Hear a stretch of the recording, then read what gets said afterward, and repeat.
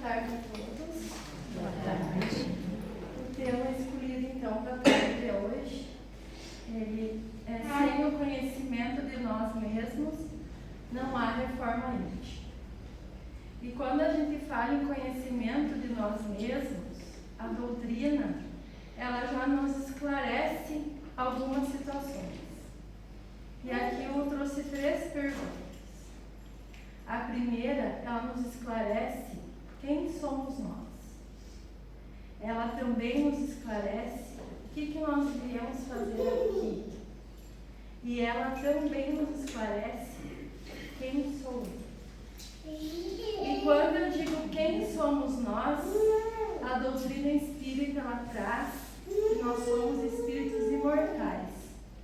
Que todos nós aqui, sem distinção de ninguém, somos criados simples e ignorantes. E que todos nós estamos em processo de evolução. Ela traz que nós somos filhos do mesmo Pai. E que nós estamos sujeitos às mesmas leis, os mesmos direitos e as mesmas obrigações. Mas respondendo quem somos nós, ela diz que nós não somos apenas o corpo físico, que o nosso corpo é temporário, mas que o nosso espírito é eterno, que estamos destinados à felicidade e à perfeição, mas ela traz um porém, segundo o nosso desejo e o nosso esforço, e que todos nós temos o livre-arbítrio, e que aqui hoje nós somos a nossa própria continuidade, ou seja, nós já estivemos aqui em outro corpo, talvez em outro sexo, embora a doutrina não faça essa distinção, mas no aspecto físico sim. E o que será que nós fazemos aqui? Nós somos seres imperfeitos, buscando a cura através da nossa reforma íntima, que é o nosso principal tema da tarde de hoje. Mas antes, é preciso a gente fazer o diagnóstico. Porque sem um diagnóstico não tem uma cura. E o que nós viemos fazer aqui? Nós viemos aqui para aprender. Nós viemos aqui para evoluir moral e espiritualmente. Nós viemos aqui principalmente para nós reparar erros lá do nosso passado e para desenvolver as virtudes. E quando a gente fala em reforma moral, reforma íntima, esse é o aspecto principal. Desenvolver aquilo que nós temos de bom, mas acima de tudo reconhecer o que precisa ser desenvolvido. E o livro dos Espíritos, ele traz na questão 132 a pergunta: qual o objetivo da nossa reencarnação? Qual o objetivo da encarnação dos Espíritos? E os Espíritos respondem: Deus lhe impõe a reencarnação com o fim de fazê-lo chegar à perfeição. Dessa frase a gente pode dizer que a Terra ela é uma escola. Ela não é um castigo. Que a nossa vida, que as nossas dificuldades, elas são lições e não punição, como muitas vezes a gente se faz entender, ou muitos se fazem entender. Não é aquela coisa, o porquê isso comigo, mas é aquela pergunta: o que isto quer me ensinar? O Espiritismo nos traz que nós temos que aprender com as dificuldades. Tudo nos deixa uma lição. E o aspecto principal do tema de hoje, se eu perguntasse a cada um de vocês aqui: quem sou eu? Se eu dissesse para cada um, me diga 5 qualidades suas. E agora 5 aspectos que você precisa melhorar. Será que a gente consegue? Dificilmente a gente precisa pensar muito. Agora se eu disser, me fala 5 aspectos que o Leandro precisa melhorar. Ah, mas daí eu consigo falar. Mas eu não consigo olhar para mim, eu não consigo ter o autoconhecimento de saber quem eu sou. E a doutrina diz que esta pergunta na atualidade, com todas as informações que nós temos, ela ainda é desconhecida para nós. E diagnóstico errado conduz a tratamento ineficiente e perigoso. Essa pergunta mais íntima é a mais importante. Mas à luz do Espiritismo, quem sou eu? O Espiritismo diz que nós somos um espírito em evolução, que nós somos um ser em aprendizado, que nós somos um viajante da eternidade, que eu não sou os meus erros, mas eu sou quem eu estou aprendendo com os meus erros. E ela traz mais, que eu não sou as minhas quedas, eu sou a força de me levantar. Então a doutrina olha para nós com amor, assim como Jesus olhou para nós com amor. E a pergunta que norteou quase todo esse tema, que é a 919 do Livro dos Espíritos, que é a série de perguntas de Santo Agostinho, que ele nos traz essa pergunta: qual o meio mais prático, mais eficaz para se melhorar nesta vida e resistir ao arrastamento do mal? E um sábio da antiguidade, conhecido por Sócrates, disse uma simples e pequena palavra que nesta casa, talvez uma das mais faladas desde que eu participo: conhece-te a ti mesmo. Será que nós nos conhecemos? Ou eu conheço o meu filho, a minha esposa, o meu colega de trabalho, o meu colega de casa espírita, o meu colega da sociedade, o meu amigo, a dona do mercado que eu compro, da padaria? Ou eu me conheço? E aqui fica o convite desafiador e profundo para nós refletir. Quem sou eu? Conhece-te a ti mesmo? E Jesus deixou claro o caminho para atingir o nosso objetivo maior, que é o amor. Amar a nós e amar o próximo. Quando a gente se ama de verdade, a gente busca se autoconhecer.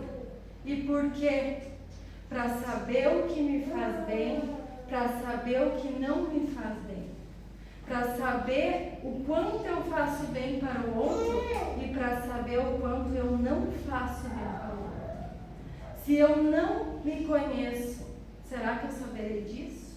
Muitas vezes o que eu faço para um familiar meu, para mim, pode soar como algo bom, mas nem sempre é bom. Porque talvez eu não me conheça profundamente e acredito que aquilo ali é uma qualidade minha, mas muitas vezes é algo que machuca o meu familiar. E a doutrina dos Espíritos, bem formada por Kardec e contemplada depois pelos Espíritos Emmanuel, André Luiz, pela mediunidade de Chico Xavier, nos trouxe muitas notícias de onde nós vamos nos localizar e aonde nós vamos viver quando nós chegarmos no plano espiritual. E digo para vocês, dos estudos que fizemos e do que aprendemos aqui, nós só nos tornaremos bonzinhos se aqui nós somos bonzinhos. Não é porque partimos que nos tornamos espíritos, que como a gente diz, aquele era tão bom aqui. Por isso, o nosso autoconhecimento nós levaremos para o plano espiritual exatamente a bagagem que nós carregamos aqui. Nem mais, nem menos. E quando passamos a nos conhecer e passamos a compreender que algumas emoções, sentimentos, ações, jeito de ser, de pensar, de agir, precisa se modificar, muitas vezes pensamos em mudar somente comportamentos externos. Só a forma que eu vou agir com as pessoas, com a sociedade lá fora. Mas a palavra reforma íntima, ela serve para controlar e reformar as atitudes visíveis, invisíveis, aquelas que estão aqui dentro. Se nós olharmos aquela porta, a porta ela não abre de dentro para fora. Ela só abre para dentro. Não é para fora que nós abrimos. E aqui essa minha colocação. Nós temos que trazer para nós. A reforma íntima é isso. É saber aqui dentro de nós o que nós precisamos melhorar. Que aquilo que nós melhorarmos aqui, com certeza sim refletirá lá fora, no externo. Quando falamos em reforma íntima, quase sempre pensamos em mudança. Mas mudar o quê, se muitas vezes nós nem nos conhecemos?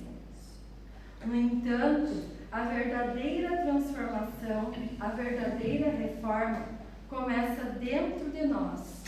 Como nos ensina o Espiritismo, não é possível melhorar aquilo que nós não conhecemos.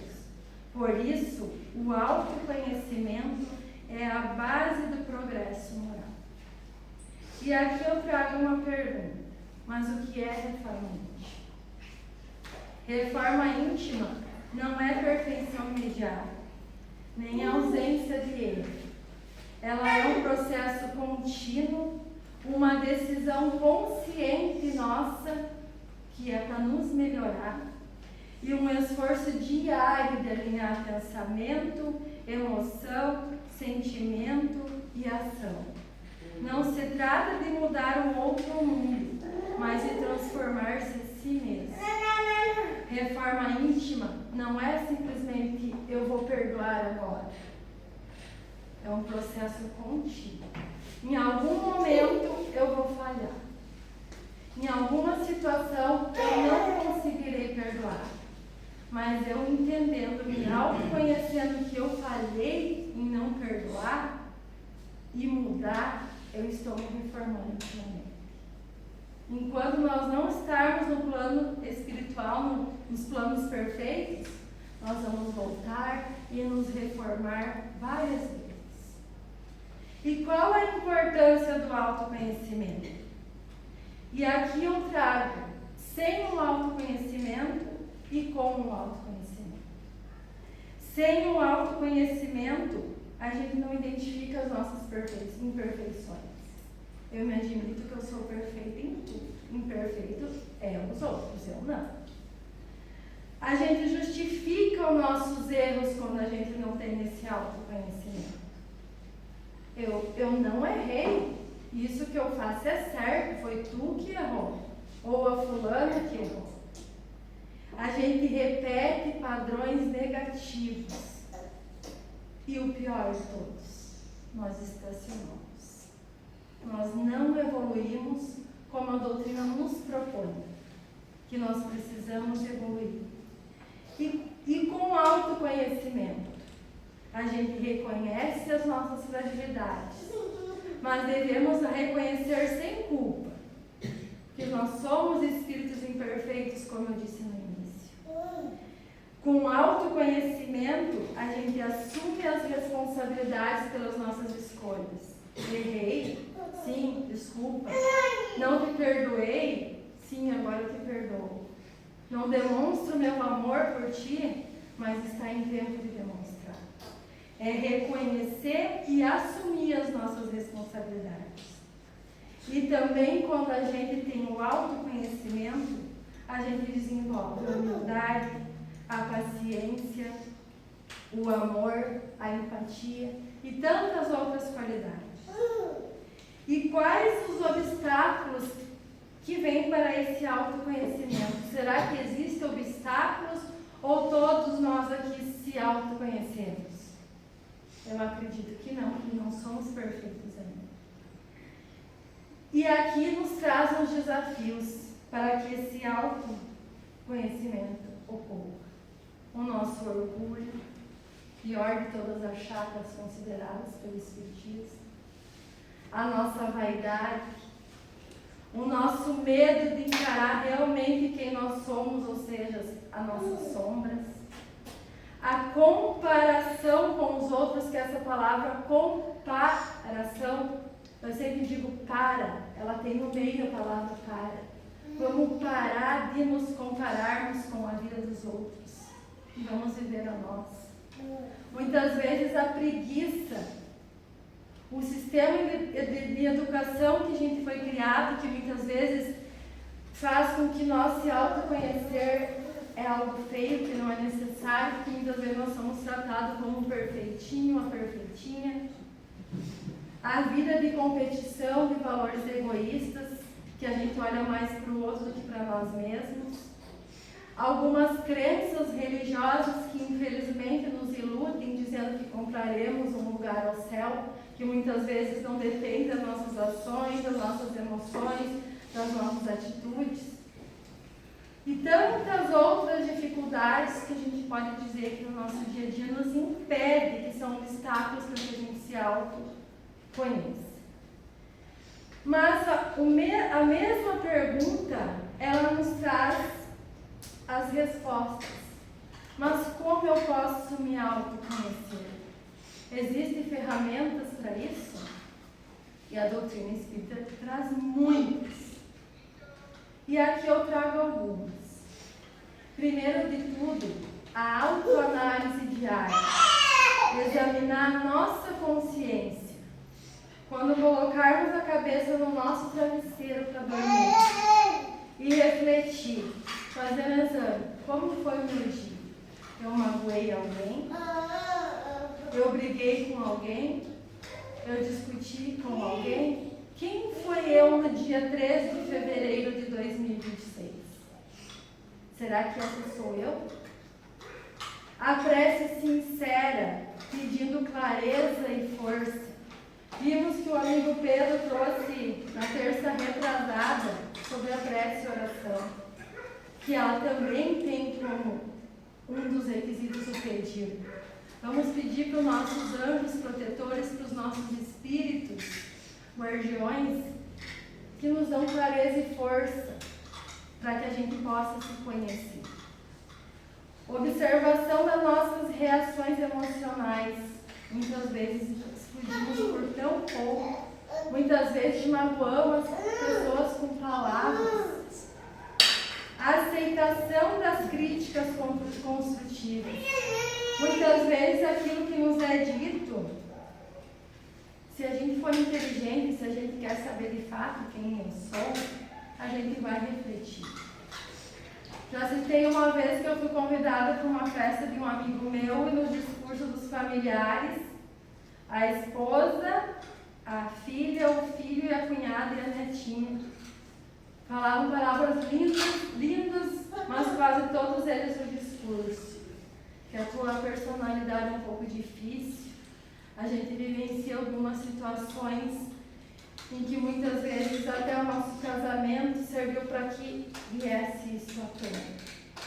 E depois eu disse para ele, você viu que 5 pessoas da tua família falaram as mesmas coisas sobre você? Quem precisa mudar? Então é isso, é aceitar as críticas construtivas. E também traz a importância do Evangelho claro, como espelho moral. Cada situação difícil é uma oportunidade de aprendizado. O autoconhecimento espírita nos convida a perguntar todos os dias. E essas perguntas que eu vou ler também é Santo Agostinho que traz. Ele faz a análise. Fiz hoje o bem que eu podia? Prejudiquei alguém hoje? Orgulhei-me de mim mesmo pelas minhas boas ações? Fui indulgente?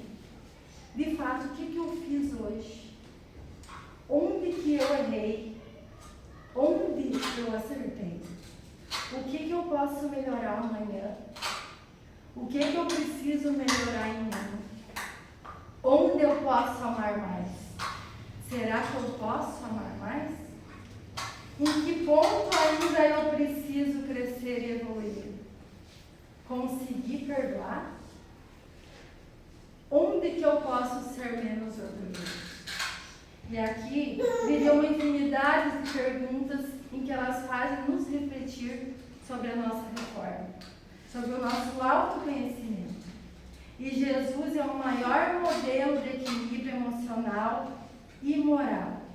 E quando a gente entende os ensinamentos dele, a gente também passa a se conhecer. Porque ele não perdoou 7 vezes, ele perdoou 70 vezes. Ele é o exemplo. Se quando nós tivermos essa pergunta, a gente faz a seguinte, quando nós tivermos uma dúvida, que façamos a seguinte pergunta: como Jesus reagiu nessa situação? Quando ele foi traído, quando ele foi ultrajado, quando ele foi humilhado, quando ele foi apedrejado e ao fim crucificado, e mesmo assim ele perdoou. Não existe reforma íntima sem autoconhecimento, assim como não há cura sem diagnóstico. O processo é lento, exige paciência e perseverança, mas cada pequeno avanço já é uma vitória no degrau da espiritualidade. Que possamos todos os dias olhar para dentro de nós com sinceridade, coragem e amor, confiando que Deus nos concede sempre novas oportunidades de crescimento. O que ainda nós escondemos de nós mesmos do nome já sei? Essa é uma pergunta. Eveline é muito teimosa, eu já sei. Eveline não sei o que, eu já sei. Não precisa me dizer, eu sei. Mas será que a gente sabe? Ou entrou aqui e saiu aqui? O que ainda escondemos de nós mesmos em nome do já sei. E trago mais uma pergunta. Qual imperfeição eu sei que eu preciso trabalhar, mas eu continuo adiante? E trazendo o que a Bruna trouxe na semana passada, reforma íntima não é parecer bom, é tornar-se melhor. Senão não precisaríamos de reforma. Pegamos como exemplo essa casa espírita, ou a nossa casa. Tenho certeza que a maioria de nós já passamos por uma reforma no nosso lar ou conhecemos alguém que passou. E eu sei porque já passei por algumas e digo que a reforma às vezes é mais fácil do que a nova construção. Derruba-se paredes, deslocam-se portas, abre-se janelas onde não tinham, é sujeira de um lado, é sujeira do outro lado, eu varro aqui, suja lá. Mas por quê? Porque precisa melhorar o ambiente. Nós precisamos acolher pessoas, temos que reformar toda a nossa casa. Fizemos salas para melhor receber as pessoas que aqui vêm, os espíritos que também nos procuram.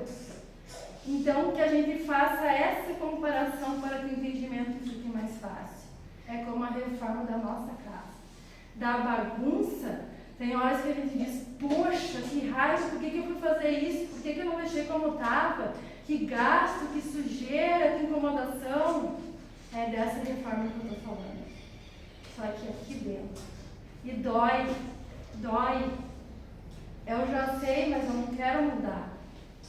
Então façam essa comparação.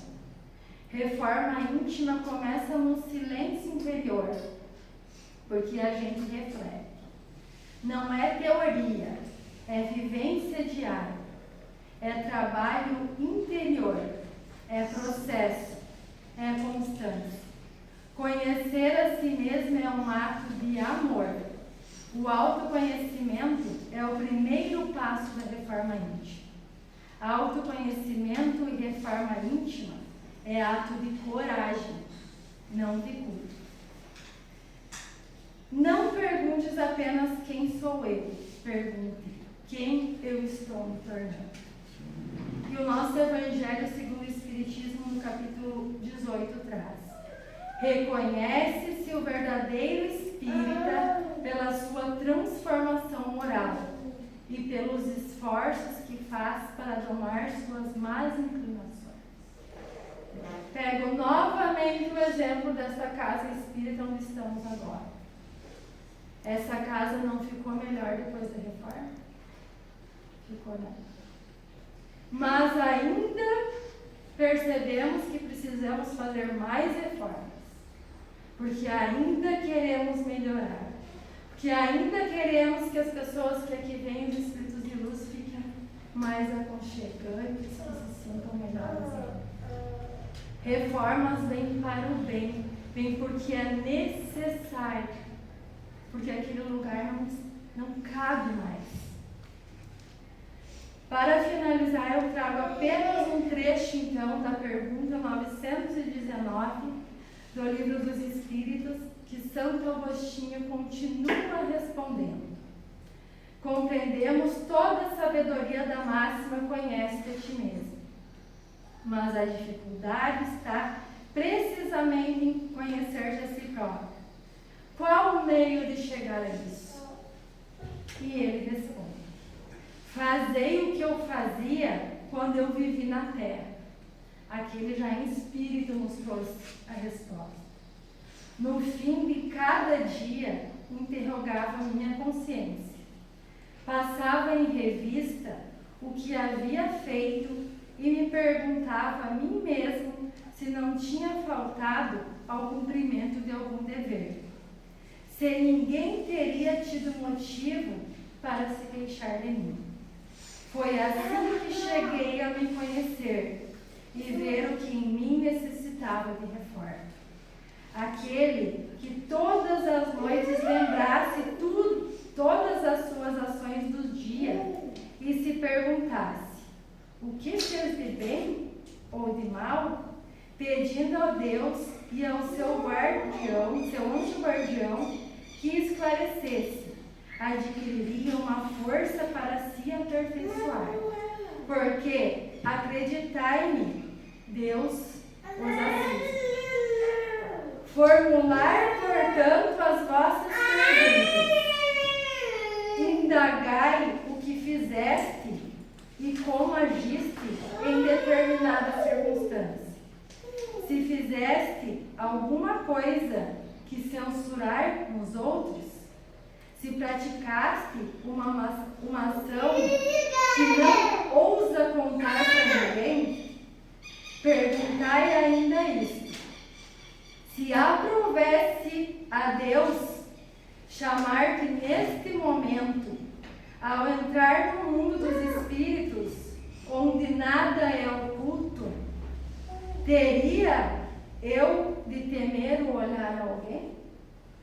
Se nós fôssemos chamados hoje, pelas nossas ações, emoções, sentimentos, formas de agir, nós temeríamos o olhar de alguém? Examinai o que pudesseis ter feito contra Deus, depois contra o próximo e por fim é contra vós mesmos. As respostas serão motivo de repouso para a vossa consciência ou indicarão um mal que seja curado? O conhecimento de si mesmo é, portanto, a chave de melhoramento individual. Mas direis: como julgar a si mesmo? Não se terá ilusão do amor próprio que atenua as faltas e as torna desculpáveis? Eis a questão. Será que mesmo sabendo das minhas faltas e do que eu preciso me reformar, pelo amor próprio que eu tenho, eu vou atenuar? Vou torná-las desculpas? Vou utilizar o já sei? E vou seguir sem evoluir? Estacionar? Então aqui fica a nossa reflexão para a tarde de hoje, e que nós sempre fizemos essa comparação: a reforma do trabalho, da sujeira, do gasto, do cansaço, mas é escolha. Se nós escolhemos reformar essa casa, é porque havia necessidade para torná-la mais aconchegante para quem aqui esteja. Então trabalhemos a nossa casa interior, para que ela fique mais aconchegante para nós e para aqueles que convivam comigo. E quando nós chegar lá no plano espiritual, aquele não ficou bom porque morreu. Aquele se tornou melhor a cada dia.